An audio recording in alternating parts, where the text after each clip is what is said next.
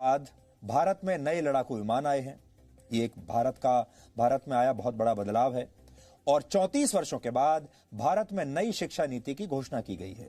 यानी भारत में आज दो बहुत बड़े बदलाव हुए हैं। इसलिए रफाल के बाद अब हम नई शिक्षा नीति की बात करेंगे।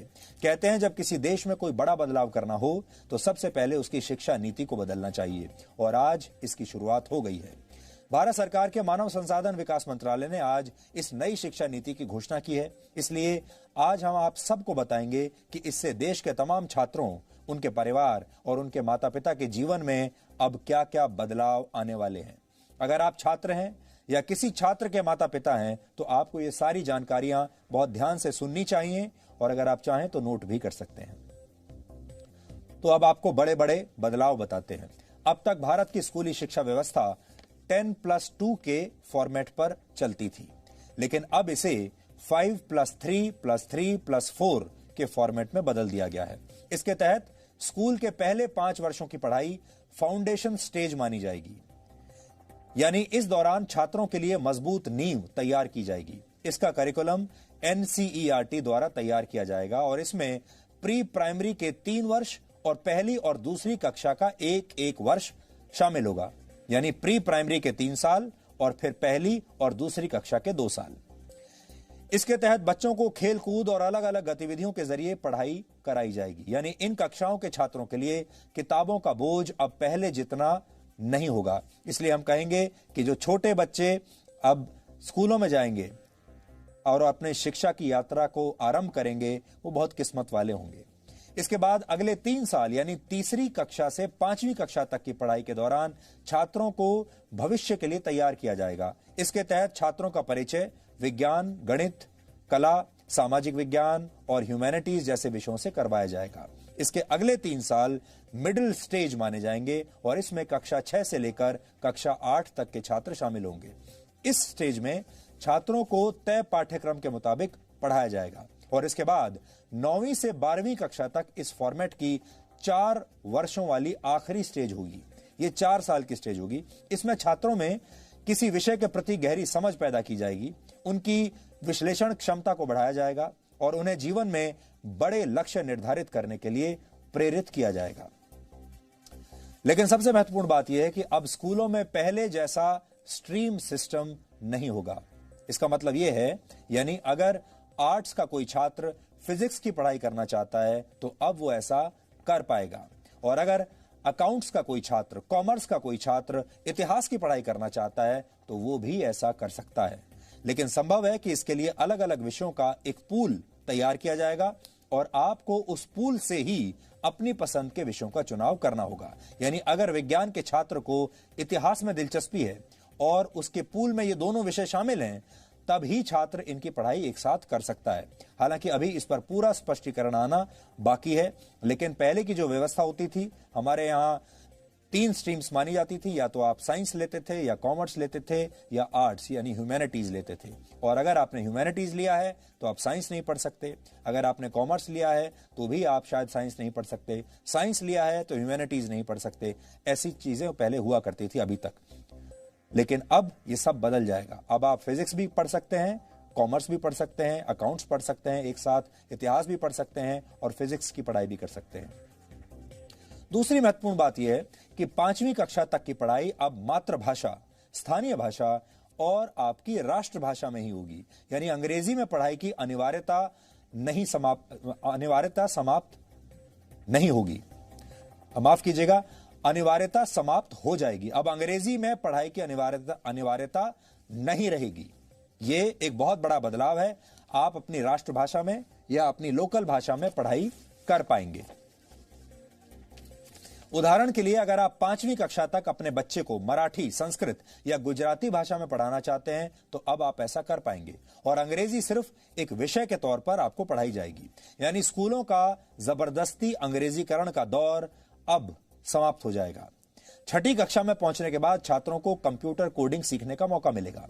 यानी अब भारत के छात्र चीन जैसे देशों की तर्ज पर छोटी उम्र में ही सॉफ्टवेयर और मोबाइल फोन एप्लीकेशंस बनाने की तकनीक सीख पाएंगे, और 6ठी कक्षा से ही छात्रों को इंटर्नशिप का भी मौका मिलेगा। यानी अगर किसी छात्र की किसी खास विषय में रुचि है और वो उसकी प्रैक्टिकल नॉलेज हासिल करना चाहता है तो वो इस विषय से जुड़ी इंटर्नशिप कहीं भी कर सकता है। उदाहरण के लिए अगर आपका बच्चा पेंटिंग करने का शौक रखता है तो वो किसी पेंटर के पास अब इंटर्नशिप के लिए जा सकता है। अगर आपके बच्चे को सॉफ्टवेयर में इंटरेस्ट है तो वो किसी सॉफ्टवेयर कंपनी में अब अपने स्कूल के दौरान ही इंटर्नशिप कर सकता है। 9वीं कक्षा से 12वीं कक्षा तक की परीक्षाएं अब सेमेस्टर के आधार पर होंगी। एक साल में 2 सेमेस्टर होंगे और हर 6 महीने पर एक परीक्षा होगी और दोनों सेमेस्टर्स के अंकों को जोड़कर आपकी फाइनल मार्कशीट तैयार की जाएगी। यानी अब एक छात्र के तौर पर आपको पूरे साल पढ़ाई करनी होगी और आप ये कहकर बच नहीं सकेंगे कि आप सिर्फ फाइनल एग्जाम्स की तैयारी करना चाहते हैं। इससे पहले आपने देखा होगा बहुत सारे छात्र ऐसे होते हैं जो साल के सिर्फ आखिर में कुछ समय तक पढ़ते हैं, 1-2 महीने पढ़ाई कर लेते हैं और फिर उसके आधार पर वो फाइनल जो परीक्षा होती है उसमें बैठते हैं और उनमें से बहुत सारे लोग अच्छे नंबर ले भी आते हैं। लेकिन ये वो लोग होते हैं जिन्होंने पूरे साल पढ़ाई नहीं की। अब आपको पूरे साल पढ़ाई करनी पड़ेगी। इसके अलावा बोर्ड की परीक्षाओं को आसान बनाया जाएगा और इसमें छात्रों की क्षमता पर ज्यादा ध्यान दिया जाएगा। रटने की क्षमता नहीं, समझने की क्षमता पर ध्यान दिया जाएगा। ट्यूशन और कोचिंग क्लास के जरिए रट्टा लगवाने की आदत को समाप्त कर दिया जाएगा। बोर्ड परीक्षा देने वाले छात्रों को अब उनकी पसंद की भाषा में परीक्षा लिखने की पूरी छूट होगी। उदाहरण के लिए अगर आप चाहें तो हिंदी या अंग्रेजी में से किसी एक भाषा में अपनी परीक्षा दे सकते हैं। छात्रों के रिपोर्ट कार्ड्स को भी अब पहले की तरह तैयार नहीं किया जाएगा। किसी छात्र को फाइनल मार्क्स देते समय उसके व्यवहार, एक्स्ट्रा करिकुलर एक्टिविटीज में उसके प्रदर्शन और उसकी मानसिक क्षमताओं का भी ध्यान रखा जाएगा। इसके अलावा रिपोर्ट कार्ड को 360 डिग्री असेसमेंट के आधार पर तैयार किया जाएगा। इसमें छात्र खुद को भी अंक देंगे, यानी अपना खुद का भी विश्लेषण करेंगे। विषय पढ़ाने वाले शिक्षक भी छात्र को अंक देंगे और छात्रों के सहपाठी भी उनका आकलन करेंगे। कॉलेज में पढ़ाई करने वाले छात्रों के लिए भी इस नई शिक्षा नीति में बहुत सारे बदलाव किए गए हैं। इसलिए जो छात्र अब कॉलेज में इसके बाद जाने वाले हैं वो भी ध्यान से अभी देख लें। अब देश के छात्र कॉलेज में एडमिशन के लिए कॉमन एप्टीट्यूड टेस्ट दे पाएंगे। इसका अर्थ यह है कि अगर 12वीं कक्षा के बोर्ड एग्जाम्स में आपके ठीक नंबर नहीं आए हैं या आपके मार्क्स इतने नहीं आए हैं कि आपको कट ऑफ परसेंटेज के आधार पर सीधे किसी कॉलेज में एडमिशन मिल पाए, तो आप कॉमन एप्टीट्यूड टेस्ट भी दे सकते हैं और फिर इस टेस्ट में आपके प्रदर्शन को आपके 12वीं कक्षा के नंबरों के साथ जोड़ दिया जाएगा और उस आधार पर आपको आपके मनपसंद कॉलेज में एडमिशन मिल पाएगा। ग्रेजुएशन की पढ़ाई को 3 और 4 वर्षों के कोर्स ड्यूरेशन में अब बांट दिया जाएगा। पहले अगर आप कॉलेज की पढ़ाई बीच में ही छोड़ देते थे तो आपको ग्रेजुएशन की डिग्री नहीं मिलती थी।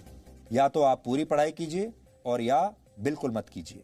लेकिन नई शिक्षा नीति लागू होने के बाद अगर आप 1 साल के बाद कॉलेज छोड़ देते हैं तो आपको सर्टिफिकेट दिया जाएगा। यह आपका सर्टिफिकेट कोर्स माना जाएगा। अगर आपने कॉलेज का फर्स्ट ईयर कंप्लीट कर लिया और उसके बाद पढ़ाई छोड़ दी तो आपको सर्टिफिकेट कोर्स का सर्टिफिकेट मिलेगा। इसी तरह अगर आप सेकेंड ईयर पास करने के बाद 2 साल के बाद पढ़ाई छोड़ देते हैं तो आपको डिप्लोमा दिया जाएगा और अगर आप थर्ड ईयर यानी 3 साल की पढ़ाई पूरी कर लेते हैं तो आपको बैचलर्स डिग्री दी जाएगी और अगर आप 4 साल का कोर्स करके बैचलर्स डिग्री लेना चाहते हैं तो आपको रिसर्च के सर्टिफिकेट के साथ ये डिग्री मिलेगी। इससे उन छात्रों को बहुत फायदा होगा जो कॉलेज के दौरान किसी प्रोजेक्ट पर काम कर चुके हैं। 4 वर्ष के इस कोर्स में स्कूल के छात्रों की तरह कॉलेज के छात्र भी अलग अलग विषयों की पढ़ाई एक साथ कर पाएंगे। इस व्यवस्था को मल्टी एंट्री और मल्टी एग्जिट वाली व्यवस्था कहा जाता है।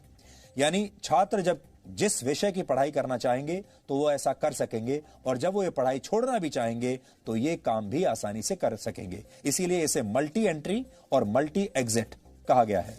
आप जब चाहे एंट्री ले सकते हैं और एग्जिट भी कर सकते हैं जब चाहें। इसके अलावा एक एकेडमिक बैंक ऑफ क्रेडिट बनाया जाएगा।